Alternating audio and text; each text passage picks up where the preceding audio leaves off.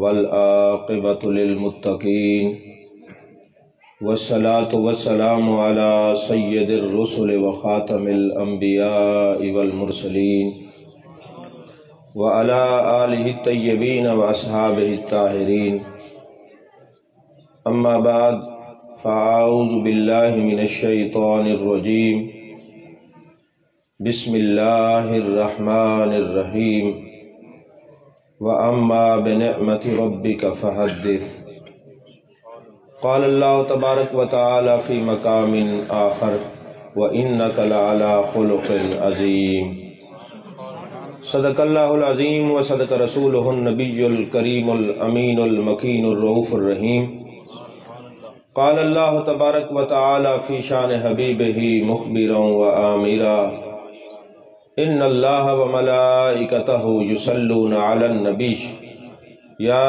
ایہا الذین آمنوا صلوا علیہ وسلموا تسلیما اللہم صلی علی سیدنا و مولانا محمد وعلی آل سیدنا و مولانا محمد وبارک وسلم وصلی علیہ الصلاة والسلام علیکہ یا رسول اللہ وعلی آلکہ و صحابکہ یا حبیب اللہ۔ تمام تعریفیں اللہ تبارک و تعالیٰ کے لیے ہیں جو خالق کائنات بھی ہے، مالک شجاعت بھی، جو احد بھی ہے، صمد بھی ہے، جس کی شان لم یلد بھی ہے ولم یولد بھی۔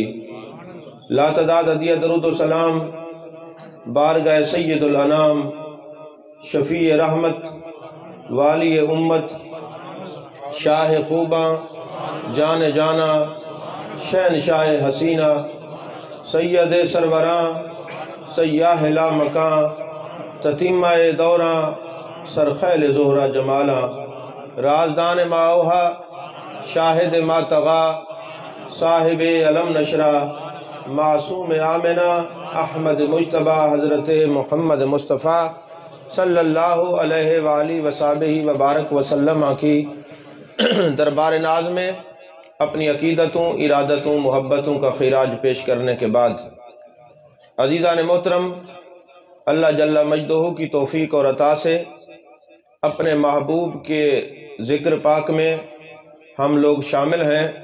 اللہ سے دعا ہے کہ ہم سب کے باطن کو اللہ اپنے نبی کے نور سے اور اپنے نور سے منور فرمائے اور ہم وقت اتباع و اطاعت و محبت رسول صلی اللہ علیہ وسلم میں جینے کی توفیق عطا فرمائے۔ عزیزان محترم، ہم لوگ اپنے نبی کا جب میلاد مناتے ہیں، اپنے نبی کی محافل سجاتے ہیں، تو بعض لوگ مختلف سوالات بھی کرتے رہتے ہیں، اعتراضات بھی کرتے رہتے ہیں۔ یقین کریں، اس کو آپ میلاد النبی کہیں، آپ اس کو سیرت الرسول کہیں، آپ اس کو نبی کی عظمت کا جلسہ کہیں، آپ اس کو ذکر رسول کہیں، آپ اس کو ختم نبوت کانفرنس کہیں، کچھ بھی کہیں، ہے یہ سارا میرے آقا کا ذکر پاک ہی۔ اور اللہ نے فرمایا وَرَفَعْنَا لَكَ ذِكْرَكَ، محبوب ہم نے آپ کی خاطر آپ کا ذکر بلند کیا ہے۔ اللہ اگر یہ فرماتا وَرَفَعْنَا ذِكْرَكَ، ہم نے آپ کا ذکر بلند کیا، تب بھی بات ٹھیک ہے، لیکن اللہ نے فرمایا وَرَفَعْنَا لَكَ ذِكْرَكَ، محبوب ہم نے آپ کی خاطر آپ کا ذکر بلند کیا۔ مفسرین کہتے ہیں یہ لاکا کیوں ہے، آپ کی خاطر کیوں ہے؟ فرمایا اس لیے نگاہ علم خدا میں یہ تھا، میرے اللہ کی بارگاہ کے نگاہ کے اندر یہ بات تھی کہ کل کو کچھ لوگ محبوب کے ذکر کے خلاف باتیں کریں گے، تو اللہ نے فرمایا اے جان کائنات، اے جان رحمت، اے مصطفیٰ جان رحمت صلی اللہ علیہ وسلم، آپ کو اپنے قلب نازنی پر بوجھ ڈالنے کی ضرورت نہیں ہے، آپ کا خدا ہی آپ کا ذکر بلند کرنے والا ہے۔ اور پھر اللہ نے قرآن میں فرمایا وَأَمَّا بِنِعْمَةِ رَبِّكَ فَحَدِّثْ، میری نعمتوں کا خوب چرچا کرو۔ اب چرچے کی کئی صورتیں ہیں۔ مثال کے طور پہ اگر کوئی جھنڈا لگاتا ہے تو آپ کو پتہ ہونا چاہیے کہ پہلے جھنڈے کی ہسٹری، جھنڈے کی تاریخ آپ کو معلوم ہونی چاہیے کہ یہ جھنڈا لگایا کس لیے جاتا ہے۔ جب آپ جھنڈے پر غور کریں گے تو آپ کو پتہ چلے گا، جب کفار مشرکین اور مسلمانوں کی آپس میں جنگیں ہوتی تھی تو مسلمان اپنے ہاتھ میں جھنڈا رکھتے تھے، وہ بظاہر تو ایک جھنڈا تھا مگر وہ کسی سے اظہار کا تعلق بتا رہا تھا۔ توجہ ہے آپ کی؟ اب بولتے رہے، مجھے پتہ چلے آپ کو بات سمجھ آ رہی ہے۔ موبائل کی طرف کام دیکھیں تو زیادہ بہتر ہوگا، اس لیے کہ محبوب علیہ السلام کا ذکر ہو، درس قرآن ہو، درس حدیث ہو، تو اس وقت دنیا کی طرف نہیں دیکھنا، یا اللہ کی رحمت کی طرف دیکھنا ہے یا جان کائنات کی رحمت کی طرف دیکھنا ہے۔ کوئی بات نہیں، 20 منٹ میں نے خطاب کرنا ہے، زیادہ نہیں، وقت مختصر ہے، آگے بھی تقریر کرنی ہے جا کے، تو آپ توجہ سے 20 منٹ آپ اپنے نبی کے لیے دنیا کو ترک کر دیں، کچھ نہیں ہوتا۔ تو عزیزان محترم، ہم جھنڈا لگاتے ہیں تو پہلے آپ کو جھنڈے کی ہسٹری اور تاریخ کا پتہ ہونا چاہیے کہ جھنڈا کیوں لگایا جاتا ہے۔ تو جھنڈا کسی کے تعلق کے اظہار کے لیے ہوتا ہے۔ میں آپ کو مثال دوں، اگر کسی کے گھر کے اوپر شیر والا جھنڈا لگا ہوگا تو آپ کو کسی سے پوچھنے کی ضرورت نہیں ہے کہ اس بندے کا، اس گھر والے کا تعلق کس جماعت سے ہے، کس پارٹی سے ہے۔ اگر تیر والا جھنڈا ہوگا تو کسی سے پوچھنے کی ضرورت نہیں ہے، وہ جھنڈا ہی بتا دے گا کہ ان گھر والوں کا تعلق کس سے ہے۔ اور اگر جناب والا بلے والا جھنڈا لگا ہوگا تو آپ کو پوچھنے کی ضرورت نہیں کہ یہ گھر والے کون ہیں، اور اگر کالا جھنڈا لگا ہوگا تو آپ کو پوچھنے یا بتانے کی ضرورت نہیں، پتہ چل جائے گا یہ فلاں مکاتب فکر کا بندہ ہے، یہ گھر والے اس مکتبہ فکر سے تعلق رکھتے ہیں۔ ارے تمہیں کیسے معلوم ہوا کہ تم نے تو ان کے سیاسی تعلق کا بھی پتہ لگا لیا، اور تم نے اس کا جناب والا ایک مکاتب فکر اور مذہبی جو ہے وہ جو ریلیجیس معاملات ہیں ان کو بھی تم نے دیکھ لیا، پتہ کیسے چلا؟ تو وہ کہتے ہیں جناب جھنڈے نے ہمیں بتا دیا کہ جھنڈا اظہار کر رہا ہے، کہ اس جھنڈے نے بتا دیا اس گھر والے کا، ان گھر والوں کا تعلق کس کے ساتھ ہے۔ تو آپ یقین کریں، کسی کے گھر کے اوپر اگر شیر والا جھنڈا لگا ہو تو وہ کہتے ہیں میں نے بڑا کمال کیا ہے، کسی کے گھر کے اوپر اگر تیر والا جھنڈا لگا ہو تو وہ کہتے ہیں میں نے بڑا کمال کیا، میرا فلاں سے تعلق ہے، اور کسی کے گھر کے اوپر بلے والا جھنڈا لگا ہو وہ کہتے ہیں بڑا کمال ہے۔ اگر کسی کے گھر پہ کالا جھنڈا ہو، کسی کے گھر پہ کوئی جھنڈا ہو، وہ بتاتا ہے کہ اس گھر والے کا تعلق کس سے ہے، تو کسی کا تعلق کسی سے ہے۔ یہ جو عاشقان مصطفیٰ ہیں ان کے گھروں پہ گنبد خضرا کے مکی کا جھنڈا لگا ہوتا ہے۔ تو جب کوئی سیاستدان جھنڈا لگائے تو ہم تو فتویٰ نہیں لگاتے، بھئی کیوں لگایا ہے؟ کوئی اگر مذہبی بندہ جھنڈا لگائے ہم تو فتویٰ نہیں لگاتے، بھئی کیوں لگایا ہے؟ بھئی ظاہر ہے تم لگاؤ تاکہ تمہیں اپنے گلے میں کوئی تختی نہ لٹکانی پڑے، تمہیں بتانا نہ پڑے کہ تمہارا تعلق کیسے ہے۔ تو جب ہم میلاد النبی کا جھنڈا لگاتے ہیں تو پھر تمہیں بھی تو اعتراض نہیں ہونا چاہیے۔ نہیں سمجھ آئی آپ کو؟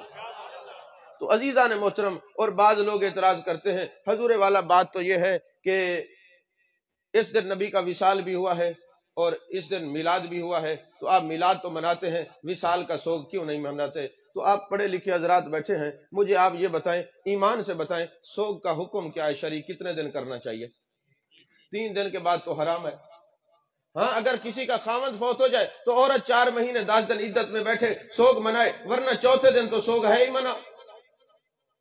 اور پھر عجیب معاملہ ہے کہ جب 10 محرم الحرام آتی ہے تو ہم ایصال ثواب کرتے ہیں، تو پھر اعتراض ہے کہ اتنا عرصہ ہو گیا تم ابھی تک سوگ کی کیفیت سے باہر نہیں آئے، پھر اعتراض۔ اور پھر جب میلاد النبی کی بات آتی ہے تو پھر اعتراض۔ تو دوستو میرے آقا کی حدیث پاک ہے، حیاتی خیر لکم و مماتی خیر لکم، میرا وصال بھی تمہارے لیے خیر ہے، میری حیات بھی خیر ہے، میری حیات میری زندگی بھی خیر ہے، میرا وصال بھی خیر ہے۔ یا رسول اللہ یہ سمجھ میں آتا ہے کہ آپ کی زندگی تو ہمارے لیے خیر ہے، آپ کا وصال ہمارے لیے کس طرح خیر ہے؟ ذرا ارشاد فرمائیں۔ تو محبوب فرماتے انما انا رحمت مہدات، اللہ نے مجھے تمہارے لیے ہدیہ رحمت بنا کے بھیجا ہے، میں دنیا میں آیا ہوں تمہاری ہدایت کے لیے، اپنی قبر انور میں گیا ہوں تمہاری شفاعت کے لیے، تاکہ قبر میں رہ کے تمہارے لیے خیر مانگا کروں۔ تو جو نبی اپنی مزار مقدسہ میں اپنی امت کے لیے خیر مانگے اس کے لیے ماتم نہیں ہوتا، اس کے لیے جشن ہی منایا جاتا ہے۔ ایسی ڈلی سبحان اللہ، ذرا زور سے کہیں سبحان اللہ۔ عزیزان محترم، میرے آقا دنیا میں تشریف لائے، خیر دنیا سے گئے خیر آئے ہماری ہدایت کے لیے، دنیا سے تشریف لے گئے ہماری شفاعت کے لیے۔ تو اللہ نے فرمایا وَأَمَّا بِنِعْمَةِ رَبِّكَ فَحَدِّثْ، میری نعمتوں کا خوب چرچا کرو، میری نعمتوں کا خوب چرچا کرو۔ مجھے یہ بتائیں جب آپ کو کوئی نعمت ملتی ہے آپ کیا چرچا کرتے ہیں؟ بتیاں بجھا دیتے ہیں، اندھیرا کر لیتے ہیں، دروازہ بند کر لیتے ہیں، کسی کو نہیں ملتے، کسی کو نہیں بتاتے۔ کیا اس طرف گڑا مور میں اسی طرح چرچا ہوتا ہے کسی بات کا؟ نہیں بھئی قرآن تو فرما رہے وَأَمَّا بِنِعْمَةِ رَبِّكَ فَحَدِّثْ۔ اگر میں حدیث پڑھوں نا تو لوگ کہیں گے جی پہلے آپ مجھے بتائیں یہ حدیث حسن ہے، حسن لغیر ہی ہے، حسن لذات ہی ہے، یہ مرسل ہے، مرفوع ہے، مقطوع ہے، متصل ہے، شاذ ہے، غریب ہے۔ سوال ہو سکتا ہے میں نے حدیث نہیں پڑھی، میں تو یہ عرض کر رہا ہوں کہ اللہ نے فرمایا وَأَمَّا بِنِعْمَةِ رَبِّكَ فَحَدِّثْ، میری نعمتوں کا چرچا کرو۔ تو پہلے تو یہ آپ ڈیسیجن لے لیں کہ چرچا کہتے کس کو ہے، پھر آپ بتائیں کہ چرچا کیسے کرتے ہیں؟ بتیاں بجھا کے، اندھیرا کر کے، دروازے بند کر کے، کسی کو ملتے نہیں، چھپ کے بیٹھ جاتے ہیں، اور جب کوئی پوچھے کس لیے بیٹھے ہو کہتے چرچا کر رہے ہیں۔ نہیں، اس کو چرچا نہیں کہتے۔ چرچا کہتے ہیں لغت کی کتابیں اٹھائیں، جس کو پتہ نہیں اس کو بھی بتاؤ، گھر کو سجا دو، کمکمے لگا دو، روشنیاں لگا دو، جس کو پتہ نہیں اس کو بھی بتا دو کہ محبوب کی آمد ہے۔ یہ چرچا ہے۔ وَأَمَّا بِنِعْمَةِ رَبِّكَ فَحَدِّثْ۔ جب کبھی ملاقات ہوتی ہے علماء سے، وہ کہتے ہیں جناب آپ کو پتہ ہے مجھے الحمدللہ اتنی تفاسیر آتی ہیں، تحدیث نعمت کے طور پہ کہہ رہا ہوں۔ یعنی اللہ نے حکم دیا کہ جب کوئی میں نعمت دوں تو اس کا چرچا کرنا ہے، تو لہذا اس کا حکم مانتے ہوئے قرآن پہ عمل کرتے ہوئے بتا رہا ہوں کہ مجھے اتنی حدیثیں یاد ہیں، مجھے اتنی تفسیریں یاد ہیں، مجھے جناب فلاں کتاب مسند احمد پوری یاد ہے، میں بڑا شیخ الحدیث ہوں، میں حافظ الحدیث ہوں، میں نے 1,00,000 حدیثیں یاد کر رکھی۔ پہلے بھائی تحدیث نعمت کے طور پہ بتا رہا ہوں، اس میں کوئی شک نہیں۔ اگر تجھے 6,666 نعمتیں آیاتیں ملیں تو یہ نعمت ہے، تحدیث نعمت کے طور پہ بتاؤ، کوئی اعتراض نہیں۔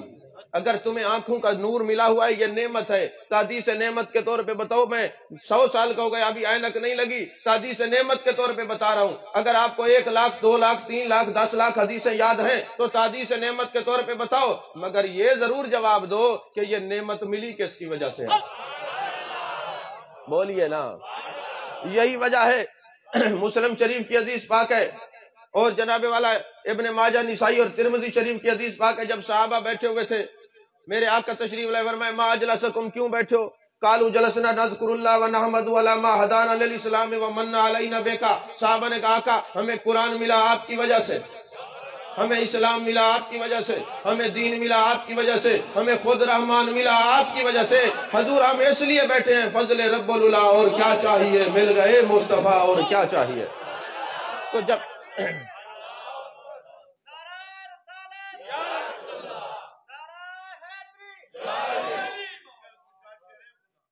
توجہ ہے آپ کو، تو عزیزان محترم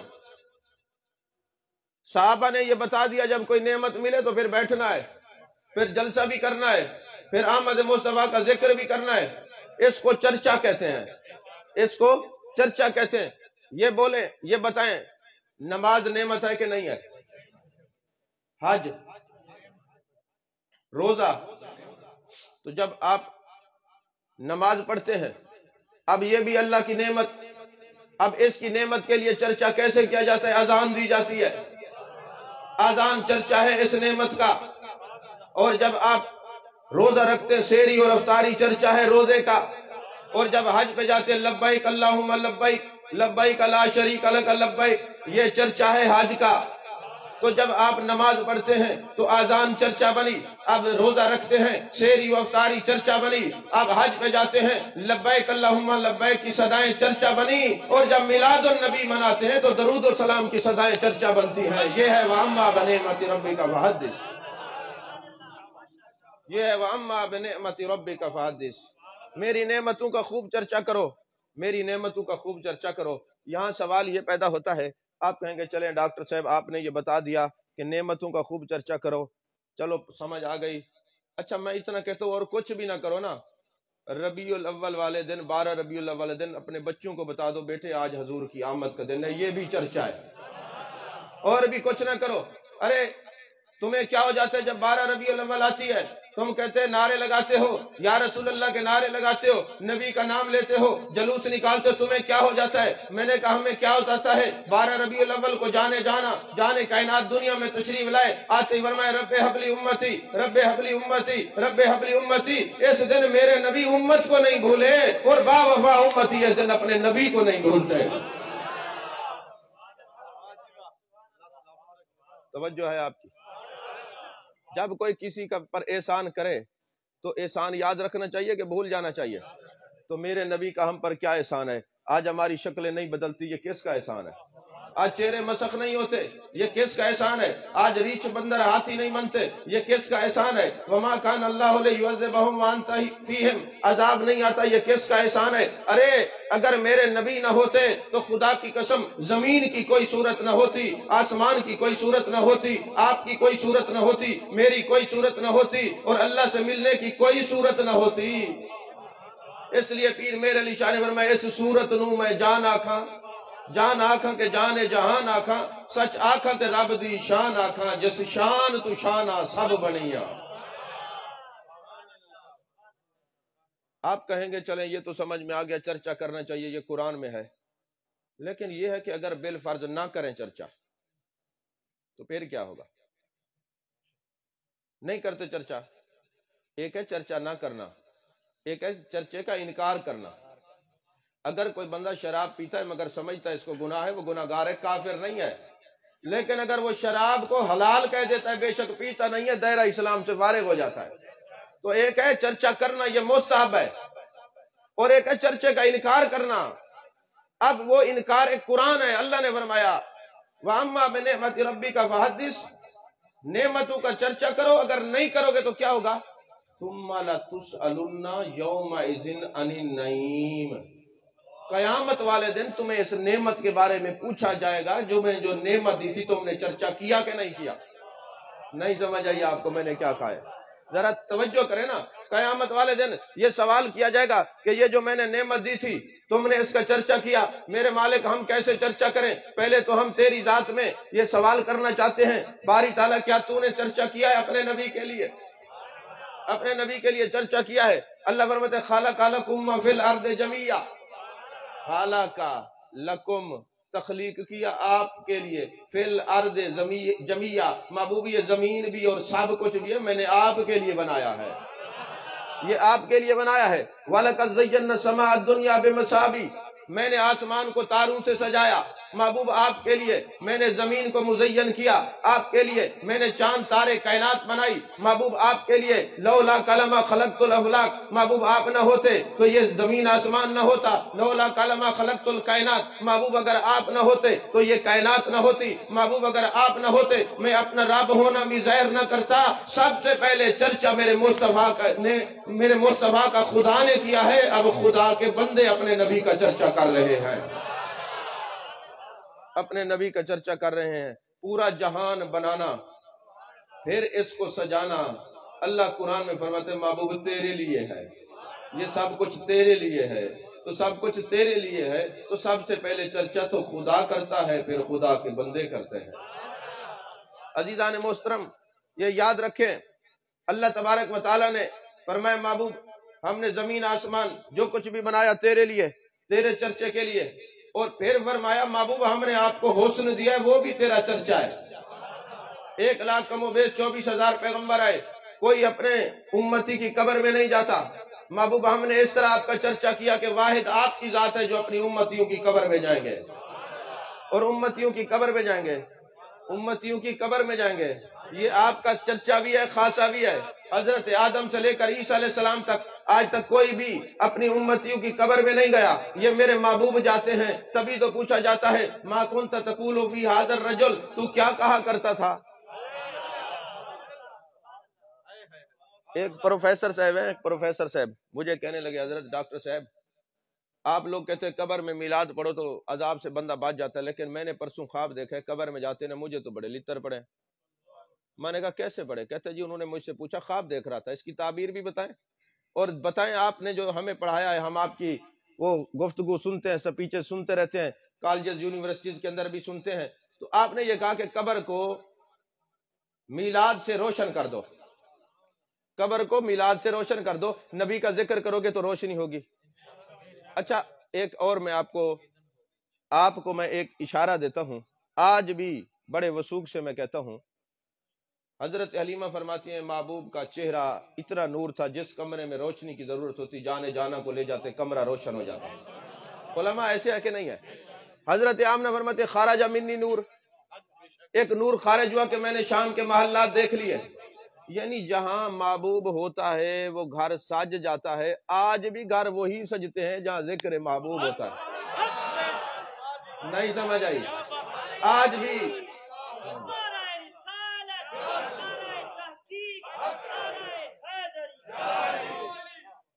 گھر آج بھی وہی آپ کو روشن نظر آتے ہیں جس میں ذکر محبوب ہوتا ہے، کیونکہ ذکر محبوب وصال محبوب است۔ صوفیہ کہتے ہیں محبوب کا ذکر دیدار کا درجہ رکھتا ہے۔ جن گھروں میں آج بھی ذکر مصطفیٰ صلی اللہ علیہ وسلم ہوتا ہے آج بھی وہ گھر آپ کو روشن نظر آتے ہیں۔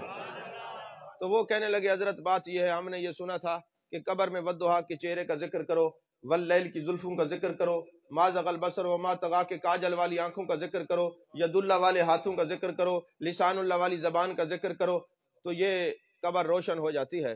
لیکن ہوا یہ ہے کہ جس وقت میں قبر میں گیا تو مجھ سے یہ سوال ہوا تو میں نے میلاد پڑھنا شروع کر دیا، تو انہوں نے میری لٹریشن کر دی۔